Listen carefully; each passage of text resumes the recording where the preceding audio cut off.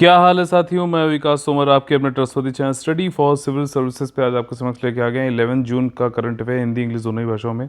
UPSC और other state PCS examination से संबंधित जो प्रीलिम्स और मेंस में इंपॉर्टेंट टॉपिक्स हो सकते हैं वो हैं ये वाले। देखिए, ब्रिक्स ने अपोज किया है एक्सेप्शनलिज्म का, ठीक है ना, असाधारणवाद का विरोध किया है। ये चाइना बोल रहा है, ठीक। और क्या है चीज़ जानेंगे। और रेंगमा नागाओं द्वारा स्वायत्त परिषद की मांग की गई है, ठीक। Rengma Nagas demanded autonomous council, ठीक। इसके बारे में भी जानेंगे पूरी चीज़। मॉनसून सेशन जो है पार्लियामेंट का, संसद का, जुलाई में, जो कि उसका नॉर्मल टाइम रहता है हर साल, पिछली बार सितंबर में हुआ था कोविड की वजह से, तो इस बार जुलाई में होने की आशंका है। भारत में पेट्रोल और डीजल की कीमतों में लगातार बढ़ोतरी क्यों हो रही है, सरकार क्या कह रही है और असल रीज़न क्या है, जानेंगे। सेंटर ने, केंद्र ने जो है एमएसपी यानी कि न्यूनतम समर्थन मूल्य जो है उसमें बढ़ावा कर दिया है। आपका पैडी यानी कि राइस और पल्सेस और ऑयल सीड्स में, तिलहन, दलहन और धान में जो एमएसपी को बढ़ावा दिया है, ठीक। तो इसको भी जोड़ के देखेंगे क्या चीज़ें हैं। अब आप लोग को ये बता देना चाहते हैं कि यूपीएससी और ईपीएफओ का कंप्लीट पेड ग्रुप और या फिर सिर्फ टेस्ट सीरीज़ का पेड ग्रुप भी हमारा चल रहा है। ज़्यादा जानकारी के लिए 8564880530 और 9696066089 पे आप लोग कॉल कर सकते हैं। देखिए, अभी हुआ क्या है कि ब्रिक्स जो है, कल भी हम लोगों ने इसके बारे में पढ़ा था कि क्वाड से परेशान है। क्वाड जो कि चाइना को कंट्रोल करने के लिए जो बनाया गया, इसमें इंडिया, यूएसए, जापान और ऑस्ट्रेलिया है। अब देखिए, ब्रिक्स में भी इंडिया है, लेकिन अब यहाँ पे चाइना क्या कोशिश कर रहा था कि जो ब्रिक्स की एक फॉरेन मिनिस्टर्स की जो मीटिंग हो रही थी, वहाँ से एक जो है स्टेटमेंट निकलवाए कि जो है हम असाधारणवाद जो यूएसए और वेस्टर्न कंट्रीज़ कर रहे हैं, ठीक, अपने आप को बताते हैं कि काफ़ी जो है अलग हैं, या फिर वो जो है ब्लॉक पॉलिटिक्स करना चाहते हैं, जैसे कि क्वाड हो गई, एक ब्लॉक बनाया जा रहा है ना, मिलिट्री ब्लॉक टाइप से है, चाइना को रोकने के लिए, भले ही अनौपचारिक रूप है अभी, लेकिन है तो ये ब्लॉक बनाने वाली पॉलिटिक्स है। जैसे कल मैंने आप लोग को बताया भी था कि एशियान नाटो का नाम दिया है चाइना ने इसको, ठीक, नाटो। तो इसलिए जो है ये सब इसका अपोजिशन किया जाए और ब्रिक्स से एक स्टेटमेंट ये निकलवाया जाए, क्योंकि अभी अनौपचारिक है, इनफॉर्मल है।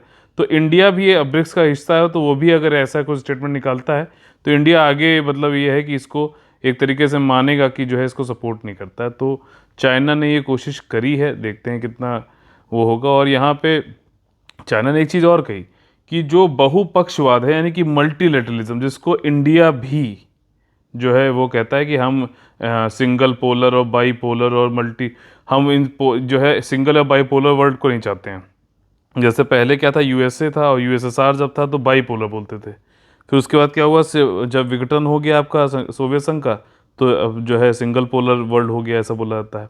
फिर लेकिन इंडिया, चाइना, ये सब लोग क्या कहते हैं, मल्टीलेटरलिज्म, यानी कि बहुपक्षवाद होना चाहिए, बहुत सारे लोग को जो है सब कुछ देखना चाहिए, बात सबकी, सब लोग अपने अपने में सक्षम है। तो ये चीज़ चाइना ने कहा कि लोग अलग अलग जो है इसका इंटरप्रिटेशन निकालते हैं पूरी दुनिया में।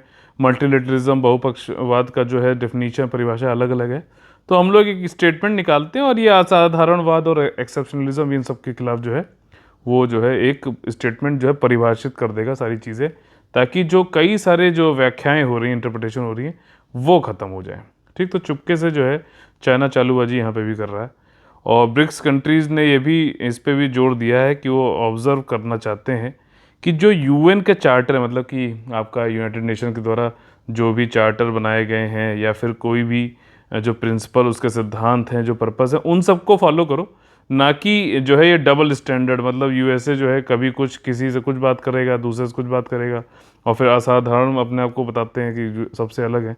इन सब के पीछे जो है हम लोग, इन सब के पीछे इन लोग को नहीं मानते, हम यूएन चार्टर को मानते हैं। ब्रिक्स ऐसा बोल रहा है, ठीक। What do the statement indicate, indicate यही करता है कि चाइना अपोज कर रहा है क्वाड को। और ब्रिक्स के बारे में फिर से जान लेते हैं। 5 कंट्रियां हैं, Brazil, Russia, India, China, south Africa. South Africa 2010 में जुड़ा, 2006 में पहले ये ब्रिक था, फिर जो है 2010 में साउथ अफ्रीका भी आ गया। और ये ऐसी कंट्रीज़ हैं जो रीजनल अफेयर्स में, अपने क्षेत्रीय उसमें जो है इन्फ्लुएंस, इनका प्रभाव है, ये कहा जाता है। और ये फॉर्मल समिट इनका 2009 में चालू हुआ, ठीक, एनुअली अब इन्होंने चालू कर दिया मिलना। और ब्रिक जो है इसमें गोल्डमैन सैक्स के जो एसेट मैनेजमेंट वाले जो चेयरमैन थे जिम ओ'नील, इन्होंने अपनी publication building better global economic BRICS, तब से ये नाम दिया था ब्रिक। और ये डेवलपिंग कंट्रीज और उनके काफ़ी अफेयर्स जो रीजनल अफेयर्स होते हैं उसमें काफ़ी प्रभाव रखता है। ठीक, अगला जो हमारा टॉपिक है वो है रेंगमा नागाओं द्वारा स्वायत्त परिषद यानी कि ऑटोनोमस काउंसिल की मांग की जा रही है। अब देखिए एक चीज़ समझ लीजिए कि पहले जो है पूरा जो आपका ये उत्तर पूर्वी जो भारत है, ठीक है ना, उत्तर पूर्वी जो भारत है ये पूरा ही आसाम था। फिर धीरे धीरे जो है इसके जो है चेंजेस होते गए। फिर अब फाइनली जब से संविधान आया तब से क्या है, 2 शेड्यूल हैं, अनुसूचियाँ हैं। एक तो शेड्यूल है 5 और दूसरा है शेड्यूल 6। तो शेड्यूल 6 में जो है 4 जो है अलग स्टेट रखे गए, आसाम, मेघालय, त्रिपुरा और मिज़ोरम। ठीक, ट्राइबल अफेयर्स एरिया उन सब से ये भी रिलेटेड है जैसे कि शेड्यूल 5 है। लेकिन शेड्यूल 6 वाले में डिफरेंस ये है कि ये स्टेट के अंदर भी कई सारे रीजन्स, एक पहाड़ी पे दूसरी ट्राइब है, दो जैसे गारो खासी जयंतिया है, ठीक, तो उसमें अलग अलग बहुत ही ज़्यादा विभिन्नता है, बहुत ही ज़्यादा जो है विविधता है। तो इसलिए क्या है कि ये शेड्यूल 6 में अलग रखा गया इन चारों स्टेटों को, और उनको ताकि उनका कल्चर बचाया जा सके, उनको जो है बाहरी दुनिया से थोड़ा सा प्रिजर्व किया जा सके। ठीक, तो इसके लिए जो है उन्होंने हमारे शेड्यूल 6 में क्या रखा गया, ऑटोनोमस डिस्ट्रिक्ट काउंसिल और ऑटोनोमस आपकी रीजनल काउंसिल ये भी बनाई गई है ना। तो ये इसीलिए बनाई गई ताकि जो है ज़्यादा अच्छे से अलग अलग ट्राइबल्स का ज़्यादा उनका जो है ख्याल रखा जा सके। अब यहाँ पे क्या हुआ कि रेंगमा जो है नागाज जो है, पहले रेंगमा हिल्स था, अब वो मिकिर हिल्स हो गया नाम उसका। ठीक, तो पहले तो आसाम था, लेकिन जब विभाजन हुआ नागालैंड बन गया 1963 में। ध्यान रखिएगा, एक एक चीज़ समझाता चलूँगा। जब 1963 में नागालैंड बन गया तो ये वाला जो पोर्शन था, हिल्स था, मिकिर हिल्स, जहाँ पे ये रेंगमा नागास रहते थे, ये चला गया नागालैंड में। तो ये बट गए ये लोग कहते हैं। और अभी जो है उसका नाम भी चेंज करके इन्होंने रेंगमा हिल्स जो था उसका नाम चेंज के कार्बी एंगलोंग रख दिया। तो अब वहाँ पे ये कह रहे हैं ये लोग कि अब भैया ऐसा है कि हमें आसाम में, अब ये तो चला गया, अब इसको जो है अभी हाल फिलहाल में क्या हो रहा था कि आपका सेंटर और स्टेट गवर्नमेंट जो है मिलकर कार्बी एंगलोंग को तो ऑटोनोमस काउंसिल का दर्जा देने वाले हो। ठीक, तो रेंगमा नागाज ने कहा कि भैया फिर हमको आसाम में हमको भी ऑटोनोमस डिस्ट्रिक्ट काउंसिल बना के दो। ये है पूरी कहानी। ठीक, ये पूरी चीज़ समझ में आ गई ना कि क्यों शेड्यूल 6 कैसे अलग है, शेड्यूल 5 में क्या है। अच्छा, शेड्यूल 6 और शेड्यूल 5 में एक डिफरेंस ये भी है कि शेड्यूल 5 में जो है सेंट्रल गवर्नमेंट का तो रहता है हस्तक्षेप, लेकिन शेड्यूल 6 में जो है स्टेट गवर्नमेंट का ज़्यादा रहता है हस्तक्षेप, और गवर्नर जो होते हैं राज्यपाल, वो इसकी जो है इसके एरिया को बढ़ा सकते हैं, घटा सकते हैं, नेम चेंज कर सकते हैं, ये सारा काम कर सकते हैं। तो कार्बी एंगलोंग जो नागालैंड में, सॉरी, कार्बी एंगलोंग जो है जब इसको ऑटोनोमस काउंसिल का दर्जा देने की बात करी गई तो रेंगमा नागाज ने ये भी बोला कि हमको भी आसाम में ऑटोनोमस डिस्ट्रिक्ट काउंसिल दो। ये सारी है बात। ठीक, तो ये देखिए, अब देखिए एक काउंसिल जो है रेंगमा नागा पीपल काउंसिल, ये एक पंजीकृत निकाय है और इसने बोला है कि रेंगमा जो कि पहले ऐसे अनुसूचित जनजातियां थीं जिन्होंने आसाम में ब्रिटिशर से लड़ाई करी 1839 में, लेकिन रेंगमा हिल जो अभी है वो एलिमिनेट हो गया पॉलिटिकल मैप से। क्यों? क्योंकि स्टेट जो है स्टेट ने इसको रिप्लेस कर दिया गया मिकिर हिल से, जिसको अब हम लोग कार्बी एंगलोंग के नाम से जानते हैं 1951 में।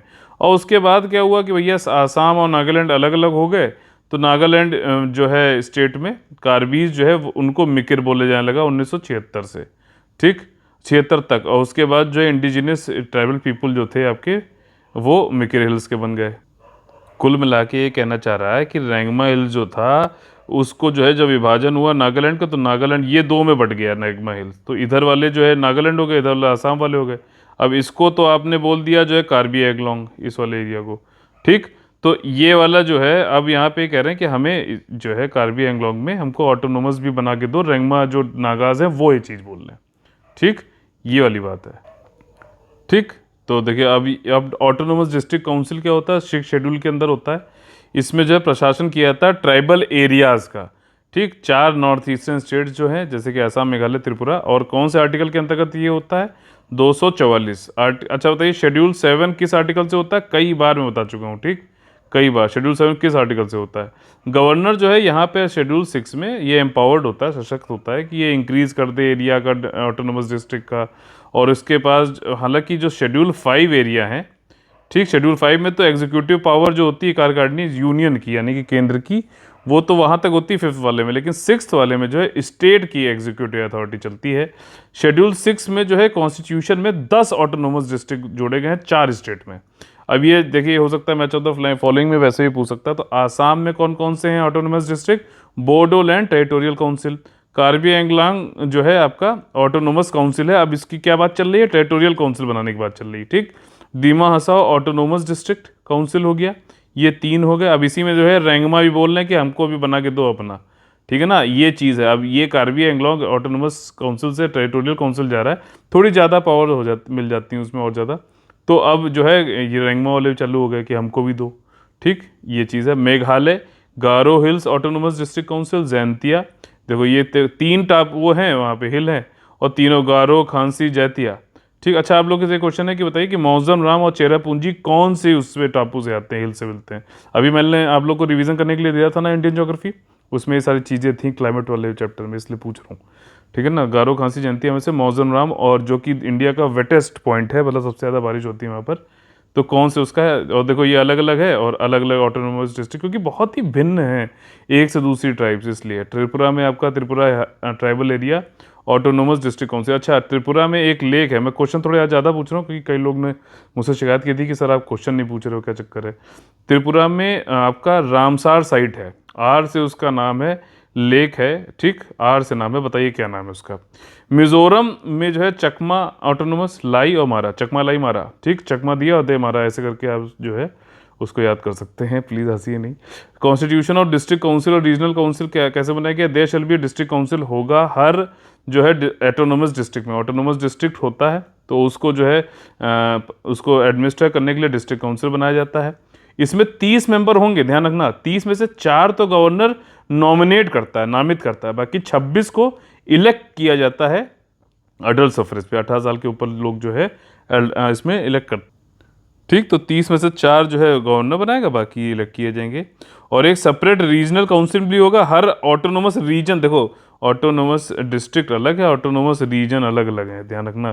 तो डिस्ट्रिक्ट में डिस्ट्रिक्ट काउंसिल और रीजन में रीजनल काउंसिल, ठीक। ईस्ट डिस्ट्रिक्ट काउंसिल और रीजनल काउंसिल जो है वो एक बॉडी कॉपरेट होता है, उसका नाम अलग अलग होता है, डिस्ट्रिक्ट काउंसिल के अनुसार ही रीजनल काउंसिल का जो भी है, ठीक, जो भी नाम होगा उसके अनुसार ही हो जाएगा। और ये परपीचुअल सक्सेशन होता है, वहाँ पे मतलब एक समान मुहर लगेगी, उक्त नाम से ही आगे कुछ भी न्यायिक कार्रवाई होगी, मतलब वहाँ के रीजनल काउंसिल का हो रहा तो वहाँ के हिसाब से कार्रवाई आगे चलेगी, ठीक। मॉनसून का सेशन जो है जुलाई में होगा ऐसा कहा जा रहा है। देखिए पिछले साल कोविड की वजह से विंटर वाला तो हो ही नहीं पाया था सेशन। अच्छा देखिए, पूरे साल में 3 बार होते हैं, ठीक, वैसे ये परंपरा है, 3 बार होते हैं। ये कहा जाता है कि 2 सेशन जो हैं, सत्र जो हैं संसद के, उनके बीच में 6 महीने से ज़्यादा गैप नहीं होना चाहिए। तो वैसे देखा है तो साल में जो है 2 भी हो सकते हैं, लेकिन 3 होते हैं। फरवरी में आपका होता है बजट सेशन, फिर जुलाई में आपका होता है मॉनसून सेशन, और फिर विंटर में जो है आपका विंटर सेशन होता है इधर दिसंबर विंटर के आसपास। तो ये 3 होते हैं। तो जुलाई पिछली बार जो है जब मॉनसून वाला ही सितंबर में हुआ, क्योंकि सितंबर तक तो चलता है ये, तो ये विंटर वाला तो ख़त्म ही हो गया, नहीं हो पाया था कोविड की वजह से, ठीक। तो लेकिन इस बार ये कहा जा रहा है, प्रहलाद जोशी जी हैं, पार्लियामेंट्री अफेयर मिनिस्टर हैं ये, तो इन्होंने बोला कि हो सकता है इस बार जो है हम जुलाई में, कोविड वेव थोड़ी सी सेकंड वाली ख़त्म हो रही है तो हम जो है जुलाई में मानसून वाला करा लेंगे सत्र, ये कहा जा रहा है। अच्छा, ये मानसून सत्र को बुलाना, ठीक, सत्र की बात कर रहा हूँ, सेशन को कौन करता है? प्रेसिडेंट करता है। हालांकि प्रेसिडेंट जो है एड एंड एडवाइस किस पे काम करता है? जो आपका ये गवर्नमेंट बताएगी, काउंसिल मिनिस्टर बना, गवर्नमेंट जो है बताती है कि कब बुलाना, तब वो बुला लेते हैं, ठीक। और कब उसको प्रोरोग करना, प्रोरोग अगर बोला जाएगा तब ये सेशन को पूरे मतलब ज्वाइंट पूरा जो है मानसून सेशन खत्म हो रहा है। बाकी एडजर्नमेंट होना, ज्वाइंट, ये सब जो है वो स्पीकर करते हैं, ठीक, स्पीकर करते हैं। बाकी समन करना और इसको जो है लोकसभा को ही वो कर देना, आपका डिसॉल्व कर देना, ये सब काम कौन करेगा? प्रेसिडेंट करेगा, ठीक। ये सारी चीज़ें हैं, गवर्नमेंट करता है लेकिन बस जो है प्रेसिडेंट की मतलब उसके जो है उसके नाम पे होती है सारी चीज़ें, ठीक है। और क्या है इसमें बचा? और इसमें कर्टेल पिछली बार विंटर वाला नहीं हुआ था, ये सारी चीज़ें हैं। स्टैंडिंग कमेटी भी तीसरे वीक ऑफ जून से मिलना स्टार्ट कर देंगी ताकि तैयारी कर सकें मानसून सेशन के लिए। और सेक्रेटरीट और ये सब लोग जो है, कोरोना की वैक्सीन लग गई है तो अच्छी बात है। संसद के सत्र जो होते हैं वो हाउस मीट करता है, अगले हर दिन उसको मिलना होता है। मीटिंग कितनी भी हो सकती है, 2 सेशन के बीच में 6 महीने से ज़्यादा का गैप नहीं होगा, ये कहने वाली बात है। प्रोसेस जो है पार्लियामेंट और इन सबको बुलाने का काम जो है प्रेसिडेंट का होता है। बजट सेशन फरवरी मई, मानसून जुलाई से सितंबर, विंटर नवंबर टू दिसंबर होता है, ठीक। और आर्टिकल नंबर 85 जो है हमारे संविधान का, वो ये कहता है कि 6 महीने से ज़्यादा 2 सेशन के बीच में पार्लियामेंट के गैप नहीं हो सकता। कौन कहता है ये? आर्टिकल 85 कहता है, कॉन्स्टिट्यूशन है। लेकिन ये नहीं कहा है कि कितने दिन जो है पार्लियामेंट मिल सकती है, कितने भी दिन मिल सकती है। 365 के 365 दिन में मिल सकती है, ऐसा अगर जब कहा ही नहीं है तो फिर यही बोल सकते हैं। जो है पावर सत्र को बुलाना है, ये सारा काम गवर्नमेंट करता है, लेकिन प्रेसिडेंट के बिहाफ पर, ठीक है, प्रेसिडेंट के बिहाफ पे, ये बात ध्यान रखिएगा। अच्छा, एक क्वेश्चन चलिए यहाँ पे पूछ लेता हूँ कि 0 आवर जो है ये बताइए कॉन्स्टिट्यूशन में कौन से आर्टिकल में दिया गया है, ठीक। 0 आवर कौन से कॉन्स्टिट्यूशन में कौन से आर्टिकल में दे रखा है? थोड़ा सा ट्रिकी क्वेश्चन है, ध्यान से सुनना, ध्यान से करना, ठीक। भारत में पेट्रोल और डीजल की कीमतों में लगातार बढ़ोतरी हो रही है भाई साहब, लेकिन गवर्नमेंट ये कह रही है कि ग्लोबल जो क्रूड ऑयल प्राइसेस हैं, ठीक है ना, पूरे विश्व में जो क्रूड ऑयल के जो प्राइसेस हैं वो बढ़ रहे हैं, उसकी वजह से पेट्रोल और डीजल के प्राइस बढ़ रहे हैं। लेकिन ऐसा नहीं है, वो ऐसा इसलिए नहीं है। मान देखिए, पिछले साल 2020 में, ठीक, जब कोविड की ये चालू हुई, मार्च में आया, तब जो बैरल का रेट था, क्रूड ऑयल का प्राइस था, उससे और अभी में, ठीक, जब हम बात कर रहे हैं जून में, से बढ़ोतरी पता है कितनी है? 3.5% की, 3.5% की बढ़ोतरी है, ठीक। ग्लोबल क्रूड ऑयल प्राइस बढ़े हैं, हम मानते हैं, ठीक, क्योंकि दुनिया में जो है इकोनॉमियाँ खुल रही हैं, लॉकडाउन खत्म हो रहा है, ठीक। तो जो जब लॉकडाउन लग गया था तो तेल की खपत हो गई थी कम, तो उसकी वजह से जब डिमांड नहीं थी तो उसका प्राइस हो गया था कम। लेकिन अब जब डिमांड आ गई है तो वो उसका प्राइस काफ़ी 37-31% बढ़ा है, अभी देख लेंगे, काफ़ी बढ़ा है। लेकिन जब लॉकडाउन नहीं था पिछले साल मार्च 2020 में, और अभी जब लॉकडाउन ये जब जून चल रहा है अभी 2021 का, 3.5% की बढ़ोतरी है। लेकिन एक चीज़ बहुत बढ़िया समझने वाली है, तब जो रेट था वो काफ़ी कम था, अभी जो रेट है 100 रुपये के ऊपर, वो काफ़ी ज़्यादा है। ये बढ़ोतरी 3.5% से नहीं हुई है, ये बढ़ोतरी बहुत ज़्यादा हो रही है। रीज़न क्या है? एक रीज़न ये कह सकते हैं क्योंकि अब जो डीजल पेट्रोल है, जब से 2014 में नई सरकार आई तो उसने जो पेट्रोल डीजल के दाम है वो डी कंट्रोल कर दिए। मतलब अब क्या होगा कि जो मार्केट में डिमांड एंड सप्लाई के हिसाब से जो है पेट्रोल डीजल का जो दाम है वो सेट किया जाएगा। ऑयल मार्केटिंग कंपनियां जो हैं, जैसे इंडियन ऑयल हो गई, बीपीसीएल हो गई, एचपीसीएल हो गई, ये सब लोग, और प्राइवेट के भी जो हैं, ये सब लोग मिलके सेट करेंगे, ठीक। तो इसमें गवर्नमेंट का कंट्रोल नहीं होगा, ये बात कही गई। अब ये लोग कैसे इसको नापते हैं?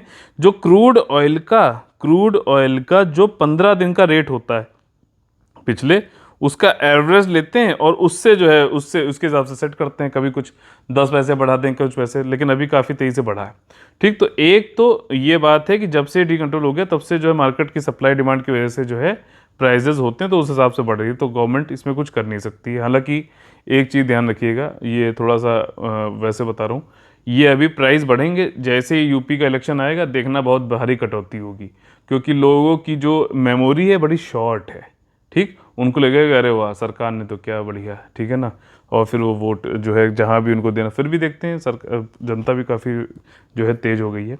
तो एक तो ये रीज़न है, डी कंट्रोल हो गया तो अब मार्केट के हिसाब से चल रहा है। एक ये रीज़न है, हाँ भैया इधर हाल फिलहाल में हुआ है, बढ़ा है। दूसरी बात ये है जो सबसे ज़्यादा महत्वपूर्ण है कि जो स्टेट है और जो सेंट्रल गवर्नमेंट है दबा के टैक्स लगा रहे हैं, दबा के, जो टैक्स नहीं कम कर रहे हैं। अब एक्चुअली इतना सब कुछ खर्चा वर्चा हुआ है, इतना फ्री अनाज दिया गया है, टैक्स पेयर तो हमारे यहाँ टैक्स का काफ़ी वो भी करते हैं, तो अब उस सरकार अपनी जेब से तो देती नहीं है, ध्यान रखना, हमेशा हमसे ही लेके हम ही को बांटती है, तो वो जो है पेट्रोल डीजल से लेके हम ही को देगी। अब क्या हुआ, कई स्टेट वालों ने तो कम भी किया, जैसे कि राजस्थान, ठीक, और आपका कई और स्टेट ने भी जो है अपना टैक्सेशन काट लिया सस्ता करने के लिए तेल को, वेस्ट बंगाल भी है। लेकिन सेंट्रल गवर्नमेंट नहीं कम कर रही है अपना टैक्स, ठीक, जो कि रियल रीज़न है कि इतना ज़्यादा पैसा जो है पेट्रोल का बढ़ा हुआ है।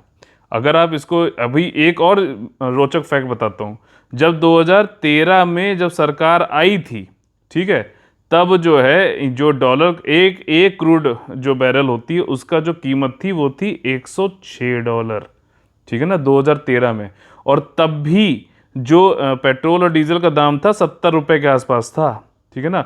आज जो है कितना है, $78 है एक बैरल का। और तब भी जो जो प्राइस है वो 70 मतलब 30-35 रुपए पर ज़्यादा हो जाएगा, $106 है मुंबई में।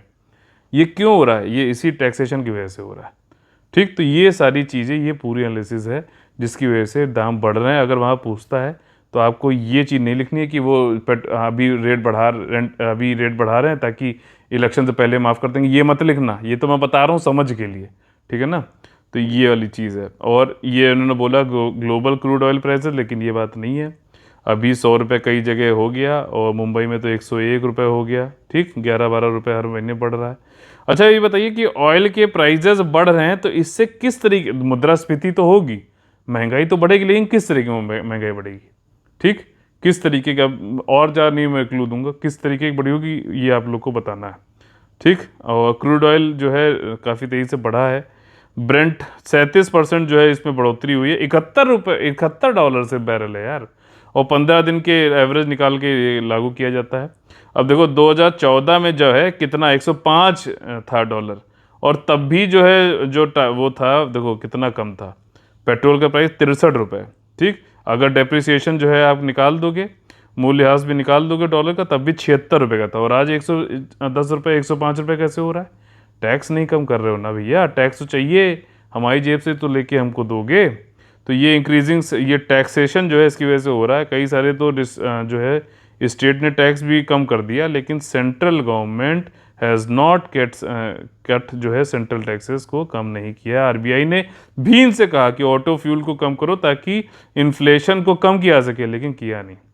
Government has not currently considering any cut in taxes on petrol and diesel, ठीक। तो ये वाली बात है। अगला जो हमारा टॉपिक है वो है आपका एमएसपी से संबंधित, जो न्यूनतम समर्थन मूल्य है। अब क्या होता है, बहुत ही बम्पर अगर जो है वो हो जाए, एग्रीकल्चर की क्रॉप हो जाए, तो क्या होता है कि डिमांड तो उतनी ही रहती है, लगभग खाएगा तो आदमी उतना ही है बाकी, लेकिन जो है सप्लाई जो है वो बहुत ज़्यादा हो जाती है, जिसकी वजह से पैसे हो जाते हैं बहुत कम।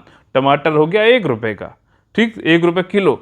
तो क्या होगा, तो एमएसपी इसलिए दिया जाता है कि न्यूनतम समर्थन मूल्य है, चाहे कुछ भी हो जाए इससे कम। मान लीजिए कि ये पैडी के लिए कह दिया कि हर कुंटल ₹1940, चाहे कितनी बम्पर भैया हुई जाए फसल, ₹1940 से कम नहीं दिया जाएगा। किसको? फार्मर्स को, ठीक है। ये वाली बात है। अगर ये जो है एश्योरेंस ये नहीं दिया जाए, रिलायबिलिटी, तो फार्मर क्या क्यों उगाएगा? अरे एग्रीकल्चर लोग छोड़ के भाग जाएंगे, मैं आपको बता रहा हूँ। इतना ज़्यादा कोई फ़ायदा नहीं है एग्रीकल्चर में, ठीक। लोग मजबूर हैं इसलिए कर रहे हैं। और अगर एग्रीकल्चर फार्मर नहीं करेगा, तो अनाज नहीं उगाएगा, तो देश खाएगा क्या? इतना बड़ा ह्यूमन जो हमारे पास रिजर्व है, ये ह्यूमन बर्डन बन जाएगा। डेमोग्राफिक डिविडेंड की जगह डेमोग्राफिक डिजास्टर भी हो सकता है। तो ये वाली चीज़ है। और एक चीज़ और भी है, जब एमएसपी गवर्नमेंट लागू करती है तो वो क्रॉपिंग पैटर्न को भी रेगुलेट करती है। क्रॉपिंग पैटर्न समझ में आ रहा है? कहाँ है? नहीं समझ में आ रहा है? देखो ये मत करो, जीएस पेपर 3 सिलेबस पढ़ लो, ठीक। क्रॉपिंग पैटर्न दे रखा है। अब देखो यहाँ पे गवर्नमेंट ने यही किया है, खैरिफ सीजन से पहले इन लोग को देना होता है, काफ़ी 4% से कम थोड़ा बढ़ाया, ₹1940 कर दिया है। Cabinet committee on economic affair ही आखिरी में लागू करती है। सीएसीपी जो होती है वो खाली रिकमेंडेशन करती है। ये क्वेश्चन पूछ चुका है यूपीएससी, ठीक। और देखो इसी के जरिए क्रॉप डाइवर्सिफिकेशन भी कर रहा है गवर्नमेंट, फसल विविधीकरण। कैसे? क्योंकि ये दलहन के जो प्राइस है एमएसपी वो ज़्यादा बढ़ाए हैं। अच्छा एक चीज़ और समझना, जो भारत में ओपन प्रोक्योरमेंट पॉलिसी जो है, ध्यान से समझना, ये चीज़ें आप ढूंढते रहोगे, कई सारी चीज़ें पढ़ोगे तब आपको ये सब चीज़ें मिलेंगी। मैं आपको एक साथ यहाँ पे बता रहा हूँ सिर्फ आधे घंटे में, ताकि आप लोग को जो है सारी चीज़ें हो जाएं और आपका टाइम भी बहुत कम लगे। ओपन प्रोक्योरमेंट पॉलिसी जो है भारत में सिर्फ 2 उस पे कम्युनिटीज़ पे, एमएसपी तो सब पे है, लेकिन ओपन प्रोक्योरमेंट पॉलिसी सिर्फ 2 पे है। किस पे? इस पे एक तो पैडी और दूसरा वीट, ठीक। इन 2 पे ही चाहे जितना भी लेके जाओ, गवर्नमेंट प्रोक्योर मतलब जरूर आपसे खरीदेगी, लेगी, ठीक। लेकिन बाकियों पे ऐसा नहीं होता है।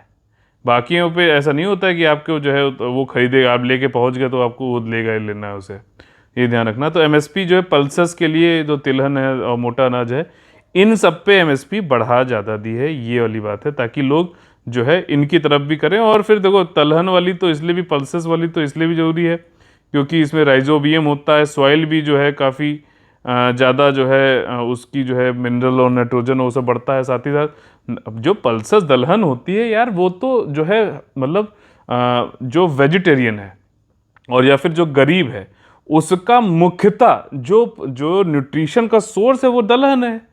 ठीक, बाकी तो मांस वांस खा के लोग, जो हो सकता है जो लोग भी मांस खाते हैं अपना, वो अपना उससे प्रोटीन ले लेते हैं, लेकिन जो गरीब का प्रोटीन का सोर्स मेनली कौन है? वो दलहन है। तो इसलिए हमें दलहन ज़्यादा चाहिए। हमें फूड सिक्योरिटी के साथ साथ न्यूट्रिशनल सिक्योरिटी भी तो चाहिए ना। देखो ये इंटरलिंकिंग हो रही कि नहीं हो रही, सारी चीज़ें लॉजिकल लगने लगेंगी आपको। अगर आप मेरे साथ ये सब जुड़े रहोगे, सब चीज़ें लॉजिकल लगने लगेगी, चाहे कितना हो घुस के वो क्वेश्चन पूछ ले, तब हो आप अच्छा कर लोगे। ये बात जानना जरूरी है। इसी से होगा, जब पढ़ो तो ऐसे पढ़ो कि सारी चीज़ें एक इंटरकनेक्टेड लगें। ठीक है, तो देखो अनाउंसमेंट जो है ये हुआ है, और ये उस समय अनाउंसमेंट किया गया जब जो फार्मर कर रहे हैं ना प्रोटेस्ट, तो एमएसपी बढ़ा रहे हैं, तो अच्छी बात है। ऐसा देखते हैं अब कितना लेकिन फार्मर तो ये कह रहे हैं कि तीनों लॉ हटाओ वाले। अब देखिए एमएसपी क्या होता है। ये एमएसपी वही मार्केट इंटरवेंशन है। एग्रीकल्चर प्रोड्यूसर्स को ये कहा जाता है भैया, अगर उन कमोडिटीज़ एग्रीकल्चर के टमाटर ये सब की दाम गिर जाए तब भी आपको इतना तो मिलेगा ही मिलेगा। ठीक, और ये एमएसपी जो है गवर्नमेंट परचेज करती है उनसे फार्मर्स पे, और कैलकुलेट किया जाता है करीबन 150% जो है इसको बढ़ा के बोला जाता है जितना फार्मर जो है प्रोड्यूस करता है। हालांकि इसका फार्मूला है A2L2 करके, उसको मैंने मैंने बता रखा है, उसको आप लोग जो है पेड ग्रुप में बताइएगा, मैं फिर से फॉरवर्ड कर दूंगा। बहुत ज़्यादा इंपॉर्टेंट हो सकता है वही वाला पूछ ले फार्मूला इस बार। मिनिमम सपोर्ट प्राइस जो है ये अनाउंस किया गया, गवर्नमेंट के द्वारा किया जाता है, रिकमेंडेशन करता है CACP। और सोइंग सीजन जैसे खरीफ सीजन कब से चलता है हमारे यहाँ? 15 जून से चलता है ना, 15 सितंबर तक मौसम विभाग जो है हमारा उसके अनुसार। तो ये उससे पहले ही इसको बताना पड़ता है। ठीक, अच्छा FRP एक होता है वो फेयर रेम्युनरेटिव प्राइस, ये किस कम्युनिटीज़ के लिए किया जाता है बताइए। आज क्वेश्चन की संख्या ज़्यादा है, देखते हैं कौन सारे क्वेश्चन को जवाब देता है। बहुत अच्छे अच्छे लोग हैं जो लगातार कर रहे हैं, मुझे डांट भी लगा देते हैं भाई कि भैया क्वेश्चन नहीं पूछते हो आप, हैं तुम्हें काम वाम धंधा कुछ है नहीं क्या? तो मैं बहुत डर गया हूँ और मैंने सॉरी भी मांग लिया था। तो आज मैं क्वेश्चन काफ़ी पूछ रहा हूँ। अब आप लोग मुझे सॉरी फील मत कराना और आंसर खूब दम से करना। ठीक है, MSP जो है ये प्राइस फिक्स किया जाता है प्रोड्यूसर और फार्मर के बीच में। मतलब कई बहुत ज़्यादा ऐसा ना हो कि जो फार्मर है उसको जो है उसकी बम्पर प्रोडक्शन करे और उसके बाद जो है, तभी आपने कई बार देखा होगा कि लोग अपनी कम्युनिटी जो है सड़क पर जला मतलब कर देते हैं, ताकि सप्लाई बहुत ज़्यादा तो करे क्या, कौड़ियों का दाम बिकेगा तो दिक्कत है ना। और मिनिमम सपोर्ट प्राइस से यही है कि गारंटी प्राइस हो जाता है, गवर्नमेंट देती है। उद्देश्य यही है कि फार्मर को डिस्ट्रेस सेल ना करना पड़े, मतलब मजबूरी में मतलब कौड़ियों के दाम पे ना बेचना पड़े। और दूसरी चीज़ ये भी है कि गवर्नमेंट फूड सिक्योरिटी जो खाद्य सुरक्षा उसको भी इंश्योर करता है पब्लिक डिस्ट्रीब्यूशन PDS के जरिए। ठीक, मार्केट प्राइस जो है और बम्पर प्रोडक्शन की वजह से कम हो जाता है, तो उस पर जो है आपका ये क्वालिटी फार्मर्स को जो है क्वांटिटी ऑफर्ड की जाती है और बोला जाता है कि इतना पैसा तो मिलेगा आपको। ठीक, तो ये अच्छी बात है। आज का देखो जो हमारा क्वेश्चन है वो है शेड्यूल 5 और वर्सेस शेड्यूल 6। ठीक, क्वेश्चन नंबर 26 है, differentiate between schedule 5 and schedule 6 of Indian constitution. Actually मेरा जो लैपटॉप है वो बिजली चली गई थी तो उसकी जो है बैटरी खत्म होने वाली थी, तो मैंने अभी तक का मुझे लगता है सबसे ईजी क्वेश्चन दिया है आप लोगों को आज। डिफरेंशिएट करना है भारतीय संविधान की अनुसूची 5 अनुसूची 6 में अंतर स्पष्ट कीजिए।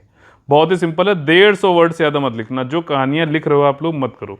अगला हमारा जो है फेवरेट सेक्शन है कॉमन का ASP से, इसमें हम लोग जो है कैसे प्रीलिम्स के क्वेश्चन सॉल्व करने हैं, किस क्या क्या चीज़ें ध्यान रखते हुए वो जानते हैं। देखिए सरल जीवन बीमा योजना, ये EPFO में करा चुका हूँ कार्ड वाले में, तो आप लोग को जरूर याद होगा। ये सरल जीवन बीमा योजना एक जो है आपका जो नियामक है उनके द्वारा मतलब कुछ टर्म इन लाइफ इंश्योरेंस के लिए जो है जो मानक है उनको इंश्योर करना है, ताकि जो सेल्फ एम्प्लॉयड लोग हैं, लोअर इनकम कैटेगरी वाले हैं, उनको भी जो है इंश्योरेंस मिल सके। ठीक बात है।